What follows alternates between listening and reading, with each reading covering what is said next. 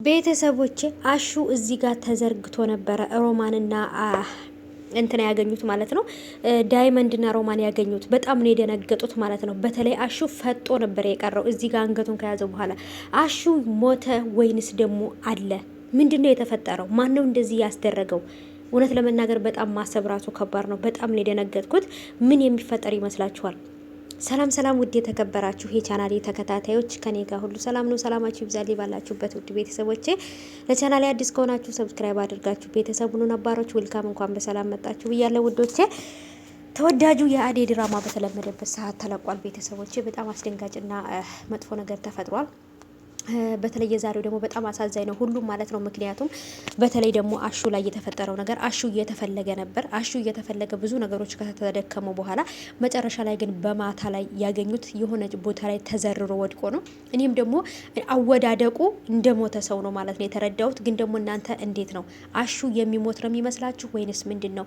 አሹንስ ደግሞ እንደዚህ እንዲሆን ያደረገው ማን ይመስላችኋል? ለሮማን ብሎ እናቱን ምስኪን እናቱን ትቶ መጥቶ እዚህ ከተማ ላይ ሞተ ወይንስ ደግሞ አደጋ ደርሶበት ነው? በዱርዮች ተደብድቦ ነው ወይንስ ከነዚህ ሰዎች ከነቤዛ ከነዚህ ሰዎች ውስጥ አንድ ሰው የሆነ ነገር አድርጎታል ብዬ ነው የማስበው። ወይ ፍቅር ወይንም ደግሞ ቤዛ። ምክንያቱም ሁለቱም አደይን የማትወጣበት ጦስ ውስጥ ማስገባት ነው የሚፈልጉት ማለት ነው። ስለዚህ እውነቱን እንዳይናገርባት እውነቱን እንዳያወጣባት ብላ ነው ያሳገተችው ብለው እያሉ ነበረ።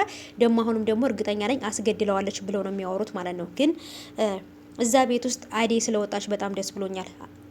ዴቭም ደግሞ ተከትዬ እወጣለሁ ብሎ ነበር። እንግዲህ ምንም ማድረግ ስላልቻለ ቀርቷል። ግን ደግሞ እንደማይቀመጥ እርግጠኛ ነኝ ካሷ ውጭ።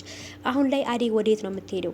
የአደይ መጨረሻ በጣም ናፍቆኛል። ምክንያቱም እዛ ቤት ትወጣለች፣ አሁንም መልሳ ትገባለች። አሁንም ደግሞ የፍቅር እናት ይህን ነገር ያደረገችው ቤዛ እንደሆነች እውነቱን ከተረዳች በኋላ አደይን ተመልሰሽ ወደ ቤት ግቢ ብትላት ልትገባ ትችላለች። አደይ ማለት በጣም ልቧ ንጹህ ሰው ነው። በሰዎች ቂም የማትይዝ ሰው ናት እና ስለዚህ ቤተሰቦቼ እናንተስ እንዴት አያችሁት? እውነት አደይ እዚህ ቤት ተመልሳ ባትመጣ በጣም ደስ ይለኛል። ምክንያቱም እየተፈጠረና እየተደረገባት ያለው ነገር በጣም ስለሆነ የሚያስጠላው ድጋሚ እዚህ ቤት ባትመለስ ብዬ ተመኘው ማለት ነው።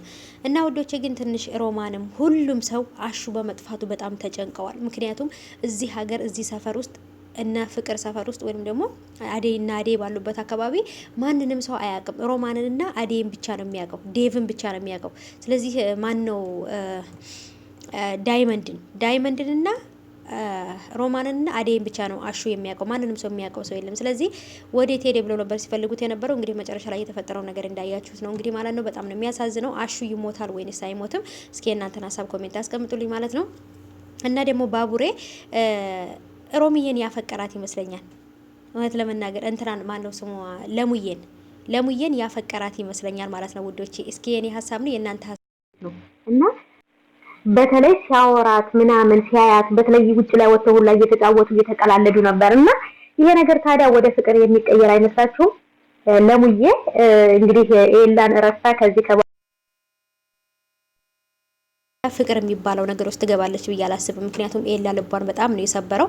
እና ውዶቼ ፍቅርም ደግሞ በጣም ነገሮችን እያጋጋለች፣ በተለይ ደግሞ አሻንጉሊት ጠፍቶኛል፣ አሻንጉሊቱ የኔ ነው ብላ ዴቭ ለአደይ እየሰጣትን አሻንጉሊት ነበር። አሻንጉሊቱ የኔ ነው አክስቴ ልካልኝ ነው ያለችው ማለት ነው።